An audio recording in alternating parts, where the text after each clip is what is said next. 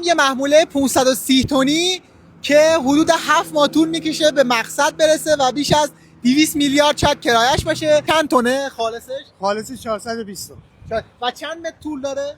79 متر 80 متر. 80 متر طول باری است که داره هم میشه. بله بله. دو تا بوژی ساید بای سایده. یعنی دو تا بوژی به هم دیگه سایت شده. دو تا بوژی اینجا چسبیده شده به هم. دو تا خطی به هم دیگه سایت شده. کلا 36 محور 288 تا لاستیک داره. این یکی 288 تا نه کلا با بوژی عقب 288 تا 288 تا لاستیک داره. یه چیزی که برای من جالب بود اینه که چطوری اینو با عقبی کنترل میکنید سر پیچا. این خیلی نکته جالبیه. بریم از نزدیکش ببینید. فرمون عقب که دست اپراتوره. اپراتور فرمون. این سیستم بادشو فرمودید از کشنده جلو میگیره. بله بله. میشه برید دوستان نشون بدید. این بوژی سمت عقب هست. بوژی به این بوژی باد میده. این شیلنگای باده که داره باد فقط به خاطر سیستم ترمزشه که بعد باد داخلش باشه. چیزی که برام جالب بود پیچیدنش بود دیگه. این 80 متر تو سر پیچا میپیچونید. این صفحه‌ها گردونه فرمون. بله جفت صفحه‌ها گردونه.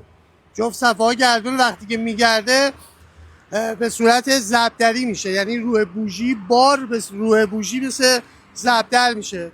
چرخش داره. بله چرخش.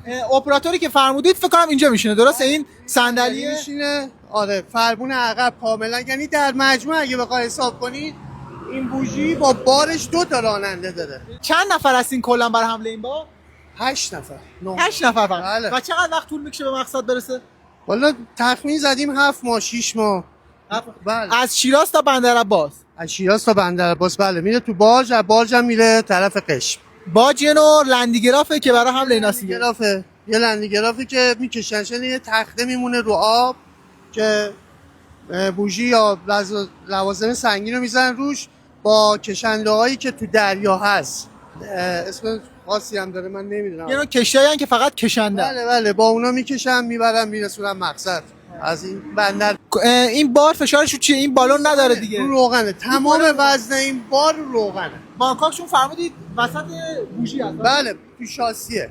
تو خود شاسی. تو شاسی کاملا باگ قرار داده شده. بله. و داخلش روغنه. روغنه. بله. تمام این بار به وسیله وزن فشار روغنه. بله رو روغنه. مثل جکی که شما زیر ماشین میزنید جک روغنی همه روی روغنه. بارگیریش چقدر وقت طول کشیده؟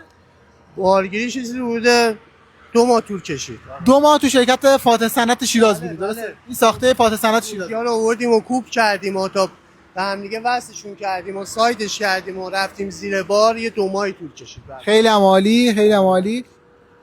شرکت صمدی و بختیاری. صمدی. بله صمدی و بختیاری. خدا حفظتون کنه.